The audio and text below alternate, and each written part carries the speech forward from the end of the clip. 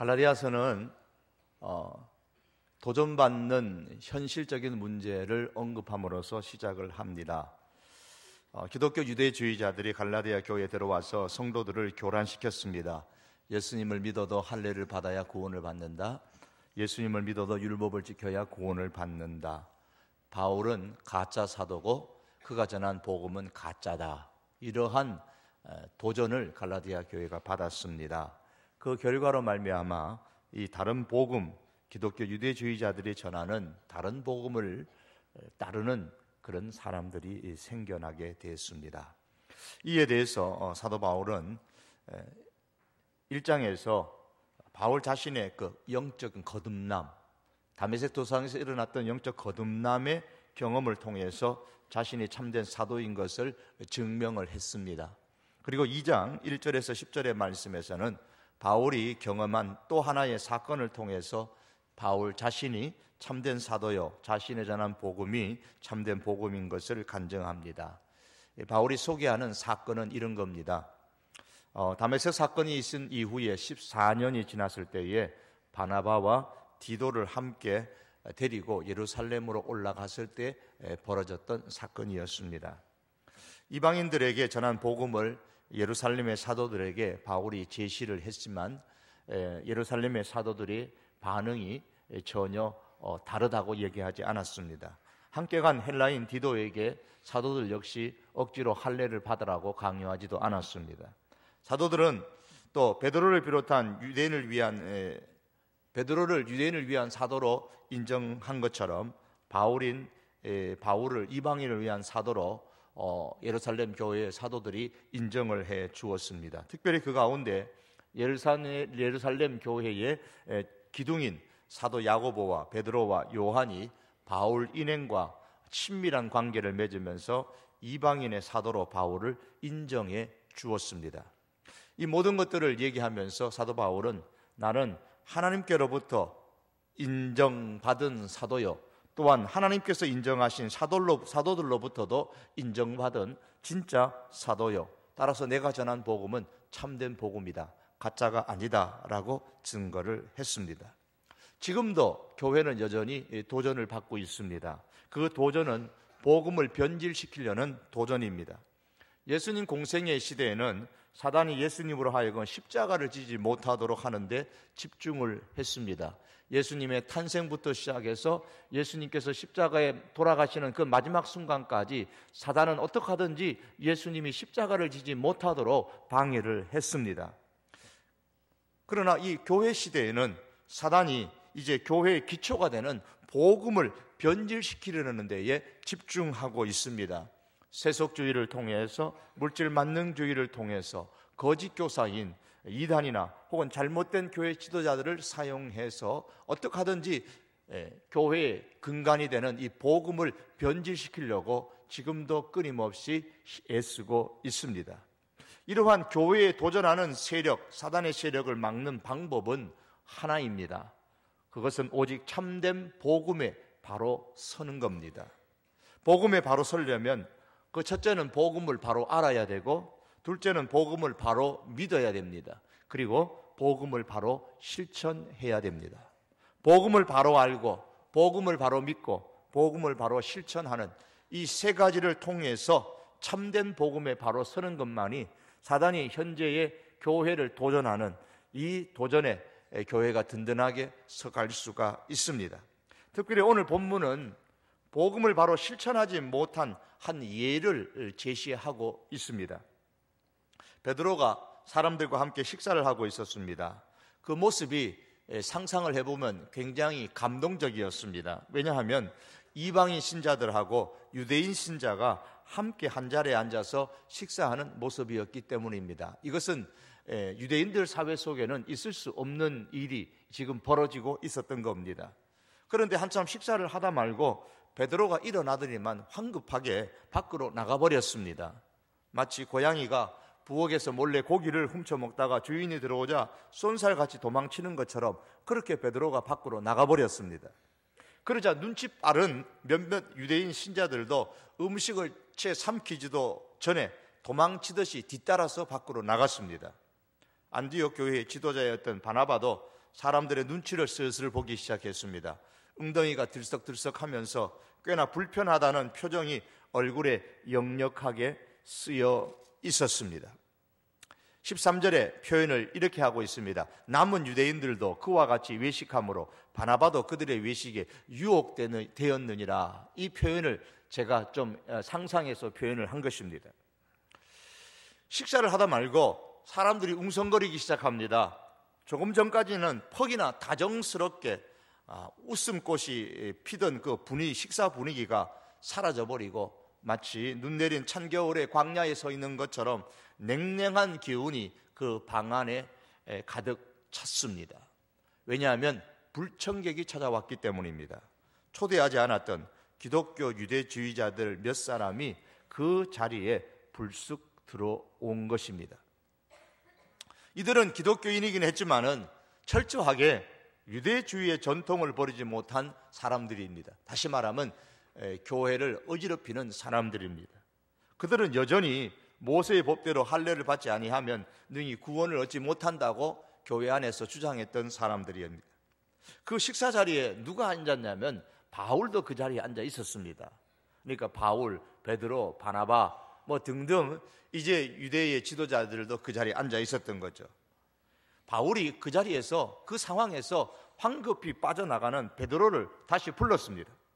그리고 많은 유대인들, 그 이방인 신자들이 보고 있는 그 식사 자리에서 소리를 치면서 베드로를 책망한 사건이 오늘 본문에 기록된 겁니다. 유대인이라 하는 당신이 어찌 이방 사람처럼 그렇게 행동하고 전혀 유대인답게 살지 아니하면서 어떻게 이방인들에게 하나님을 믿는 사람으로 살라고 권할 수가 있느냐. 당신은 말만 뻔질하게 하고 행동은 말과 다른 외식주의자가 아니냐. 이렇게 14절에서 책망을 했습니다. 상상컨대 아마 베드로의 얼굴이 벌개졌을 겁니다. 그런데 이상하게 베드로가 거기에 대해서 별 말이 없습니다. 아무 대꾸도 하지 않고 제가 상상컨대 그냥 고기만 푹 숙이고 얼굴만 벌개져 있습니다. 바울이 베드로가 누구인지 잘 알지 못하고 겁도 없이 하룻강아지 범 무서운 줄 모르고 그를 책망한 것일까요? 아닙니다. 2장 8절에 보시면 바울은 베드로를 예수 그리스도의 사도로 인정을 합니다. 베드로에게 역사하사 그를 할례자의 사도로 삼으신 하나님이라고 표현을 합니다. 9절에 보면 바울은 베드로가 예루살렘 교회의 기둥이었다는 것을 인정을 합니다. 당시 예루살렘 교회의 기둥이었다면 초대 기독교 대표적인 지도자입니다. 요즘으로 말하면 우리 총회장이라 그럴까요? 어쨌든 그런 지도자입니다. 여러분, 제가 총회장이 우리 교회 와서 함께 식사하고 있는데 교인들하고 함께 식사를 하는데 대뜸 제가 교회장이 총회장 목사님한테 막 책망을 하면 분위기 어떻게 되겠습니까? 바울이 지금 그렇게 베드로를 인정을 하면서 베드로를 지금 책망을 하는 겁니다. 또한 9절에 보시면 더욱이 바울은 자신이 예루살렘에 갔을 때에 베드로와 교제의 악수까지 나눴던 사람입니다. 유대인이 교제의 악수를 나눴다는 것은 서양 사람들이 오늘날 우리가 인사하듯이 단순한 인사의 의미로 악수를 나눈 것이 아닙니다. 친밀한 관계를 나타내는 어떤 신체적인 언어 표현이 교제를 나눈 겁니다. 베드로는 사도였고 예루살렘 교회의 기둥이고 초대 기독교의 대표적인 지도자였습니다. 그리고 바울과는 절친한 사이였습니다. 이 모든 것 바울이 잘 알고 있습니다. 그럼에도 불구하고 바울은 많은 사람들이 있는 자리에서 베드로를 단칼에 무베듯이 사정없이 책망을 했습니다. 그것도 사람들이 보는 앞에서 말이에요. 우리는 여기서 두 가지를 한번 생각해 보게 됩니다. 하나는 왜 베드로가 그렇게 기독교 유대주의자들이 들어오게 되자 식사를 하다 말고 황급하게 도망갔을까라는 겁니다. 베드로는 사도였습니다. 기독교의 모체교인 예루살렘 교회의 대지도자요 상징적인 인물이었습니다. 그런 그가 예수님을 믿지 않았기 때문에 도망갔을까요? 그것은 절대 아니죠.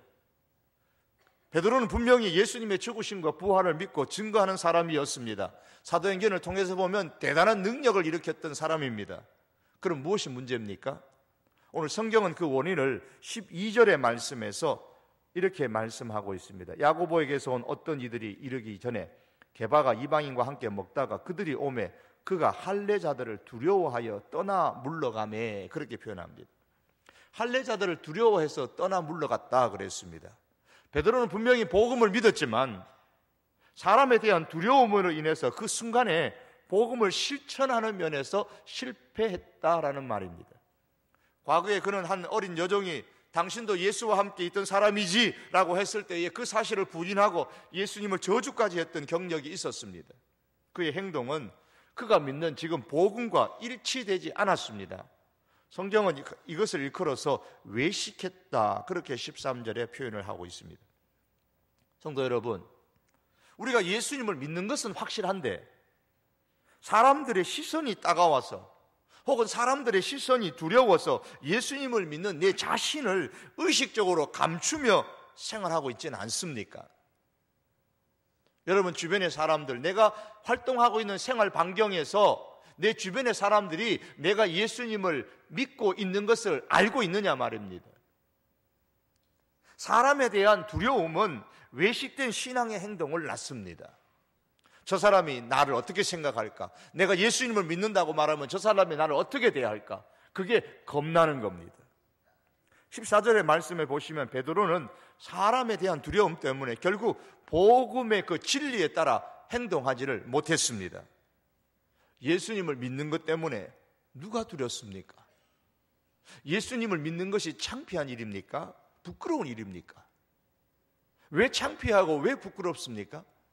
여러분, 나는 그리스도인입니다. 나는 예수님을 믿는 사람입니다. 나는 성도교에 다니는 사람입니다. 떳떳하게 우리가 밝히고 예수님을 믿을 수 있기를 바랍니다. 그리고 이 사실을 밝히는 순간 나와 예수님은 하나라는 사실을 우리가 기억을 해야 합니다.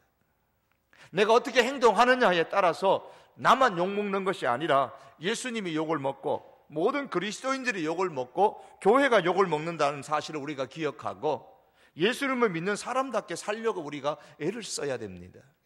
내가 복음을 믿는 사람답게 살면 예수님이 올라가고 다른 그리스도인들이 올라가고 교회가 올라가고 복음이 전파되고 하나님 나라가 확장되는 겁니다. 우리가 사람을 두려워하거나 우리가 결코 사람 앞에서 복음을 창피스럽게 믿음을 부끄럽게 여기서는 아니 될 것입니다. 당당하게 나는 예수님의 사람이라는 것을 드러내놓고 신앙생활을 했으면 좋겠습니다.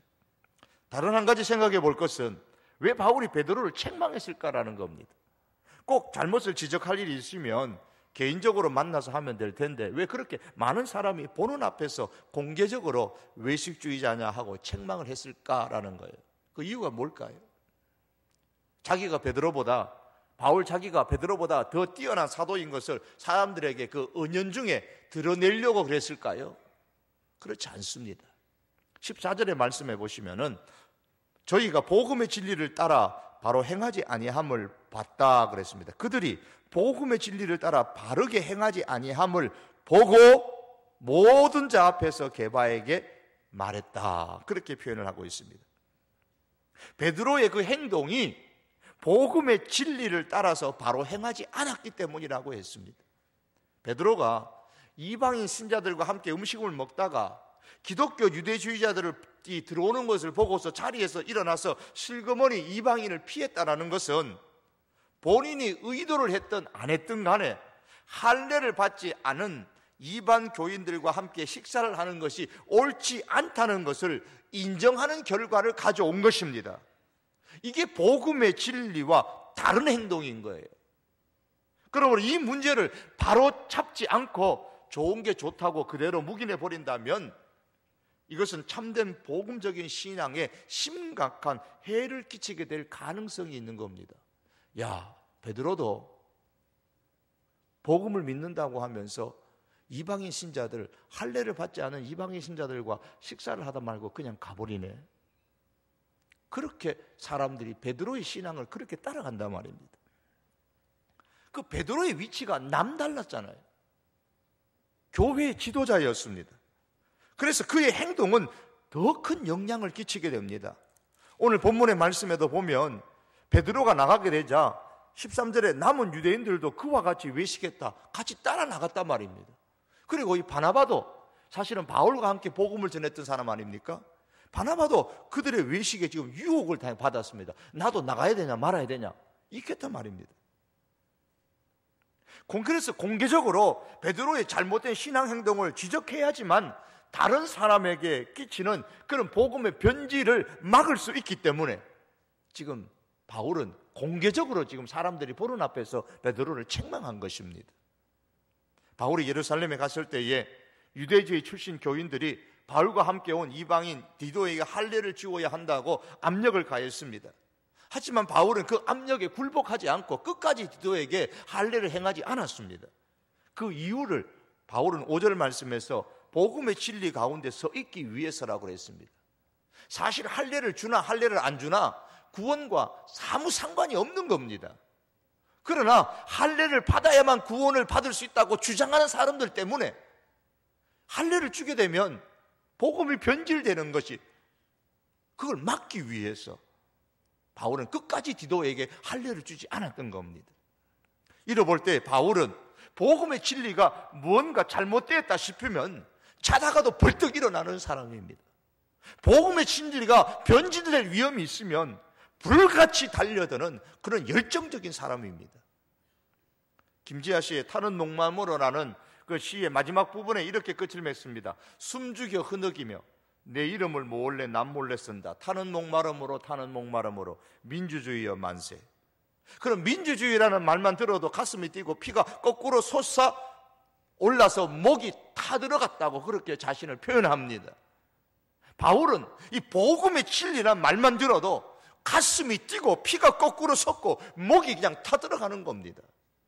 그 김지아 씨의 시를 바울의 시로 바꾼다면 아마 끝부분을 이렇게 하면 안 될까 싶습니다. 숨죽여 흐느끼며 내 이름을 남몰래 쓴다. 타는 목마름으로 타는 목마름으로 복음의 진리여 만세. 아마 바울은 그렇게 쓰라 그러면 쓸 수 있을 겁니다. 복음의 진리여 만세.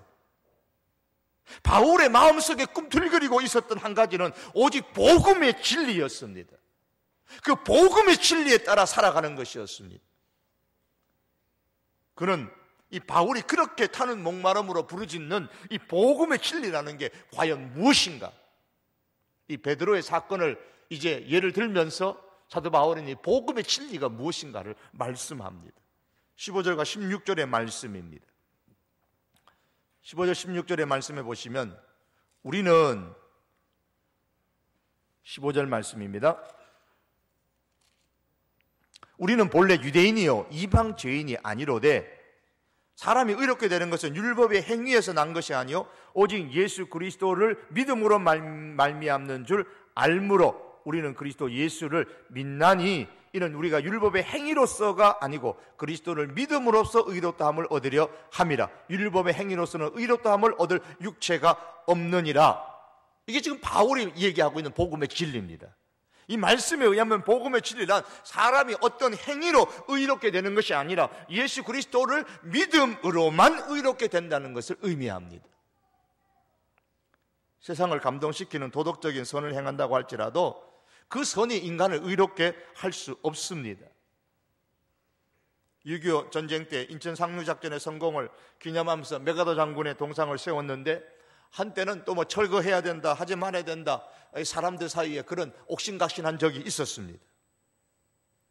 뭐 우리 앞에 또 우리 광화문 앞에도 보면은 동상들이 세워져 있습니다. 아무리 후세에 기념할 만한 훌륭한 업적을 남겼다는 증거로 그 사람에 대한 동상을 세운다고 할지라도 그 훌륭한 그 업적이 이 땅에 사는 사람들에게 귀감이 될 수는 있을지언정 그 업적 자체가 사람을 구원할 수는 없습니다. 이따금 신문지상을 통해서 자신의 전 재산을 어떤 단체에 기부했다는 소식을 듣습니다. 저는 그런 소식을 들을 때마다 어떤 때는 사실 배가 아파요.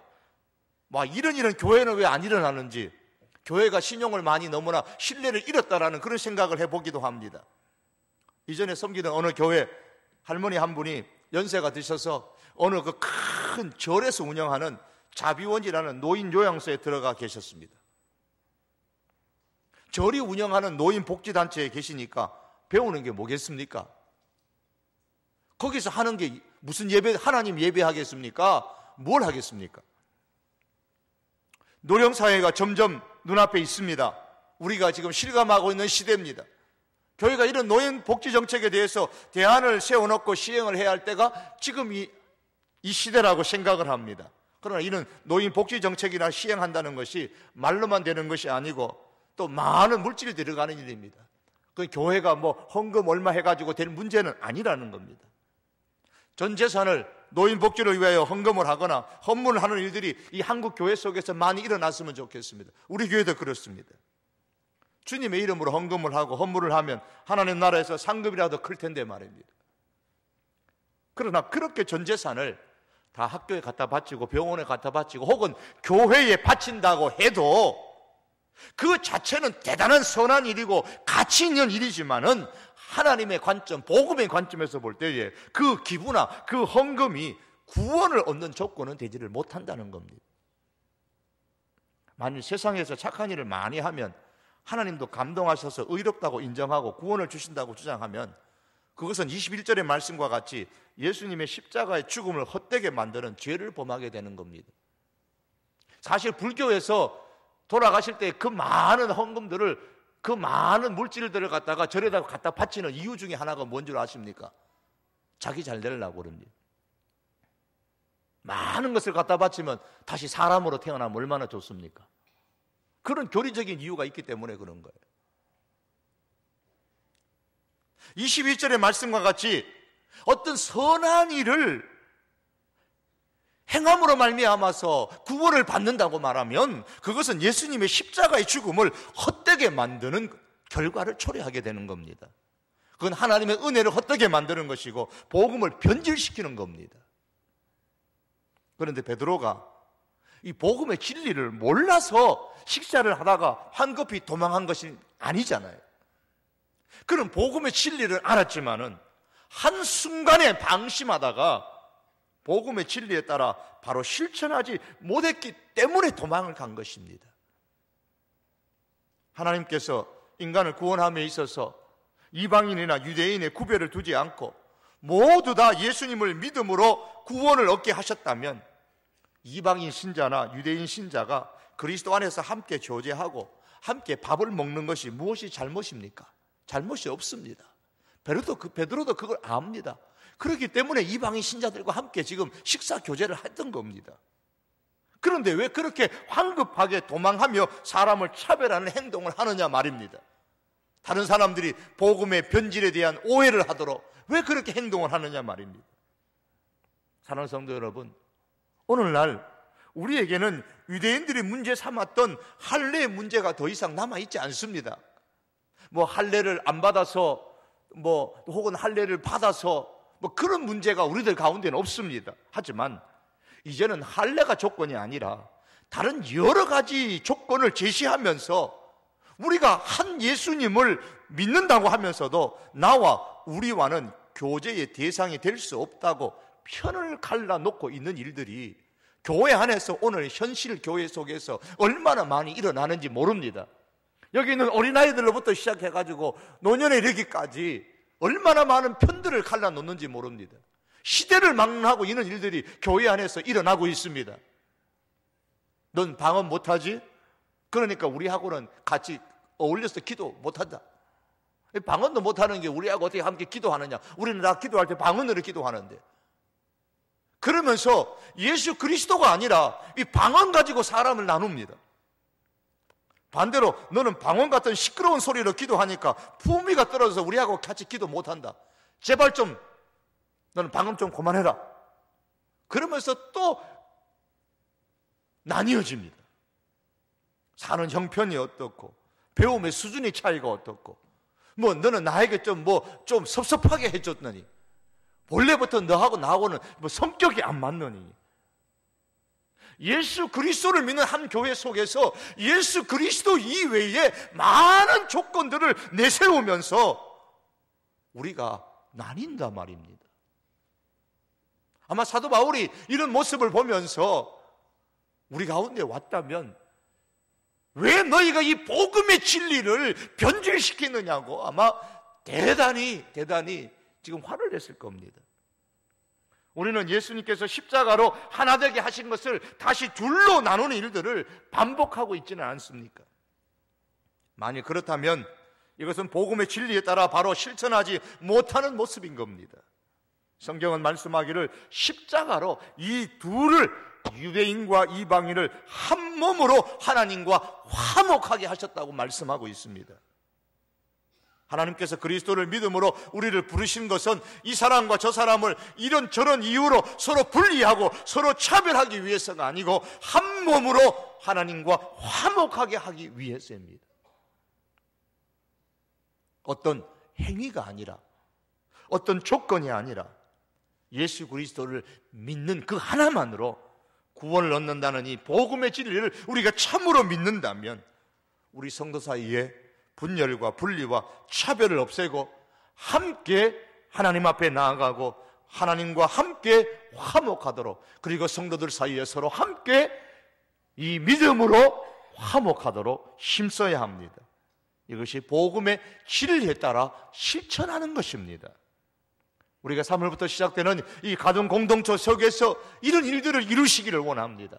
함께 이것을 이루어 가야만 합니다.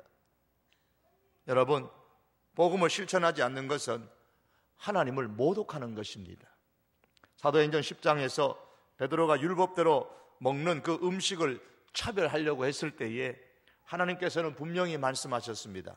하나님께서 깨끗하게 하신 것을 내가 속되다 하지 말라 그랬습니다. 베드로는 이 음식이 아니라 사람을 가리킨다는 것을 곧 바로 깨달았습니다. 베드로는 이방인이라고 고넬료라는 사람을 차별하려고 마음먹었습니다. 그런 마음을 하나님이 아시고 찾아오셔서 이방인을 차별하지 말아라, 사람을 차별하지 말아라, 함께 하나님을 믿는 사람인데 차별하지 말라고 말씀하셨습니다. 사랑하는 성도 여러분, 예수 그리스도를 구원자로 믿는 모든 성도는 다 하나님께서 깨끗하게 하신 사람들입니다. 이 사람들을 내 잣대로, 내 조건으로 함부로 속되다고 하면서 자신이나 자신의 무리와 차별하는 그런 일들이 우리들 가운데 일어나지 않기를 원합니다.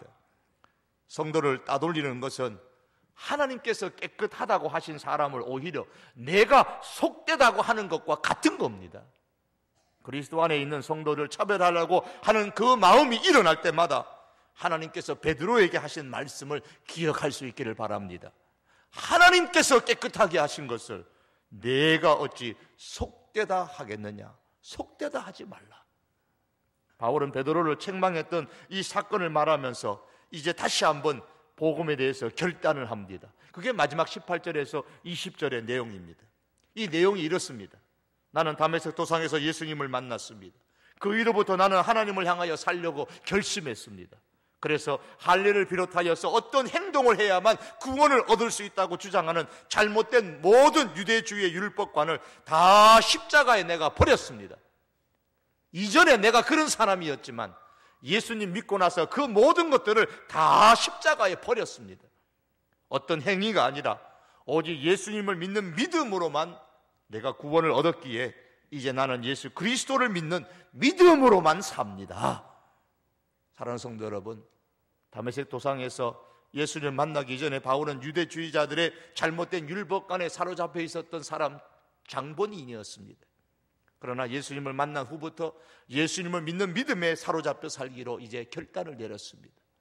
우리는 무엇에 사로잡혀 인생을 살고 있습니까?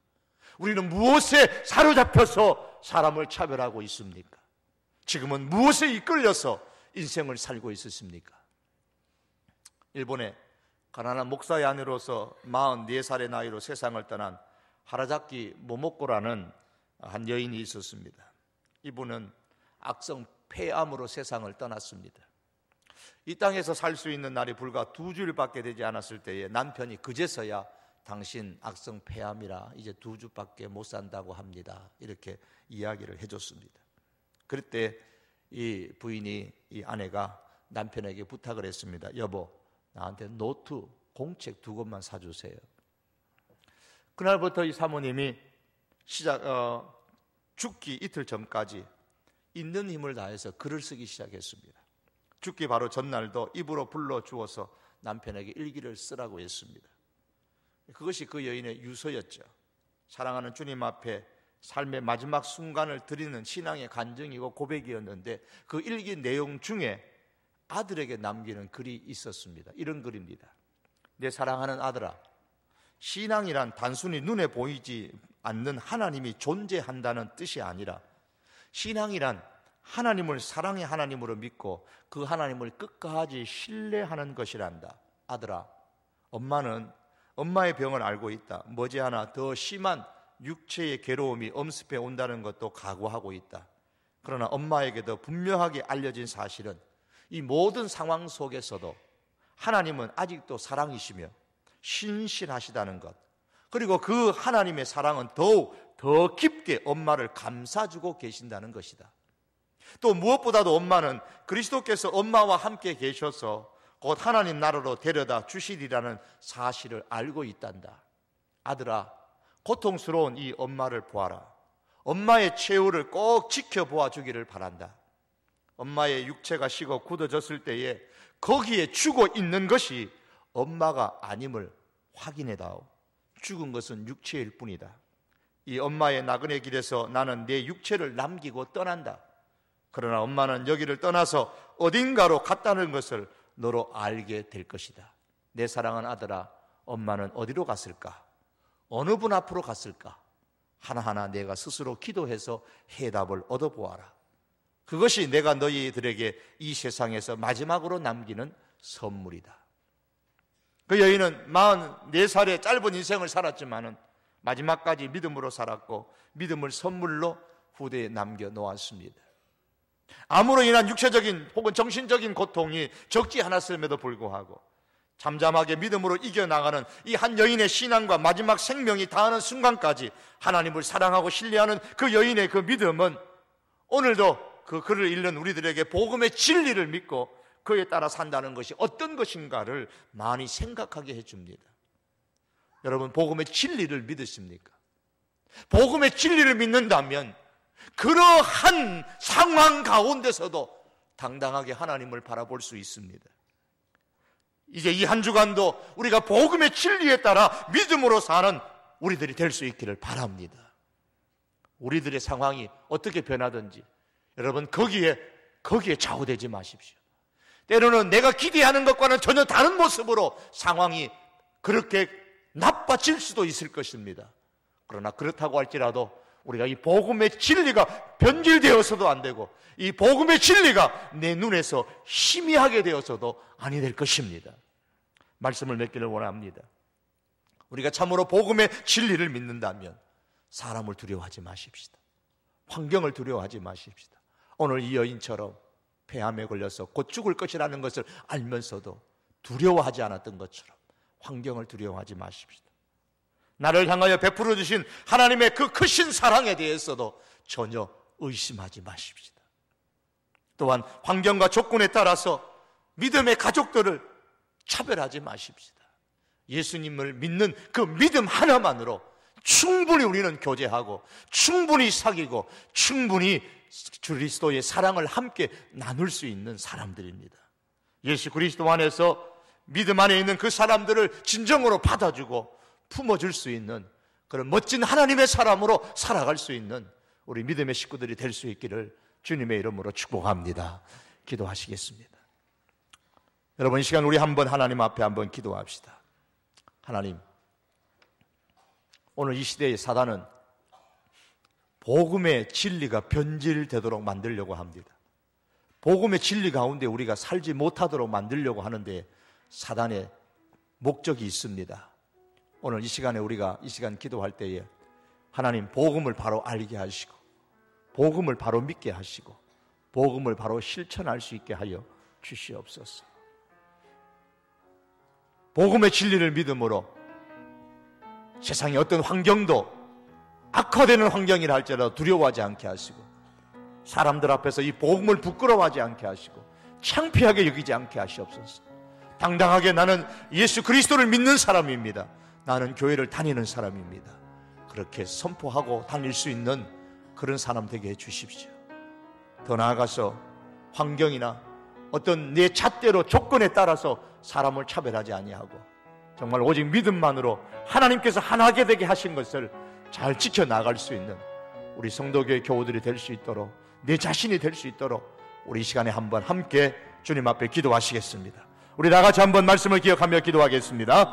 사랑하는 우리 하나님 아버지, 감사합니다. 오늘 저희들 하나님 아버지 이전에 올라왔습니다. 갈라디아 교회가 하나님 도전을 받았습니다. 변질된 복음으로 말미암아서 변질된 복음을 쫓아가는 사람들이 많았습니다. 하나님, 그 가운데서 사도 바울은 피 끓는 심정으로, 피를 토하는 심정으로 복음의 진리를 바로 증거하는 이 갈라디아서의 말씀을 하나님 아버지, 우리가 아버지 시간마다 함께 살펴봅니다. 하나님 아버지, 오늘은 아버지 하나님이여, 복음의 진리를 알고 복음의 진리를 믿었지만 복음의 진리대로 행동하지 못하고 실천하지 못했던 그 베드로를 책망하면서 복음의 진리가 무엇인가를 다시 한 번 더 하나님 밝히고 있는 오늘의 말씀을 주여 저희들이 묵상했습니다. 사랑하는 우리 하나님 아버지여, 간절히 원하옵고 기도합니다. 주여 우리가 복음의 진리 아는 대로, 믿는 대로 실천할 수 있는 능력과 힘을 저희들에게 허락하여 주시옵기를 아버지 하나님이여 간절히 원하옵고 아버지 앞에 기도합니다. 주여, 내가 복음의 진리를 믿지만 사람이 두려워서 창피스럽게, 이 복음을 창피스럽게 여기지 않게 하여 주시기를 원합니다. 아버지 하나님이여, 사람이 두려워서 복음을 감추지 말게 하시고 하나님 아버지여, 당당하게 주님의 사람인 것을 드러내며 살 수 있게 하여 주시옵기를 원합니다. 사랑하는 하나님 아버지여, 정말 우리의 상황이, 우리의 환경이 내가 생각하는 것과는, 기대했던 것과는 달리 악한 모습으로, 더 나쁜 환경으로 바뀐다고 할지라도 주여, 복음의 진리 가운데 서 있는 우리의 실천이 하나님 흔들리지 않도록 은혜를 베풀어 주시옵기만을 아버지 하나님 간절히 원하옵고 주님 앞에 기도하옵나이다. 사랑하는 여호와 하나님 아버지여, 네 하나님 아버지 앞에 간절히 원합니다.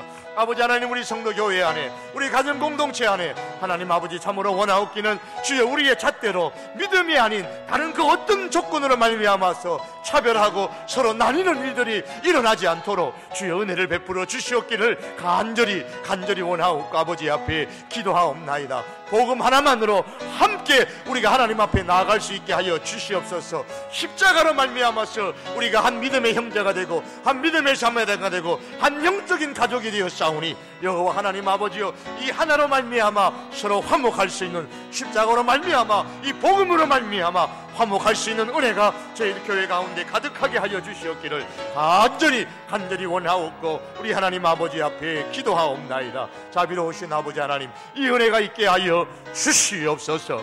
아버지 앞에 간절히 원하오며 예수님의 이름으로 기도하옵나이다. 아멘.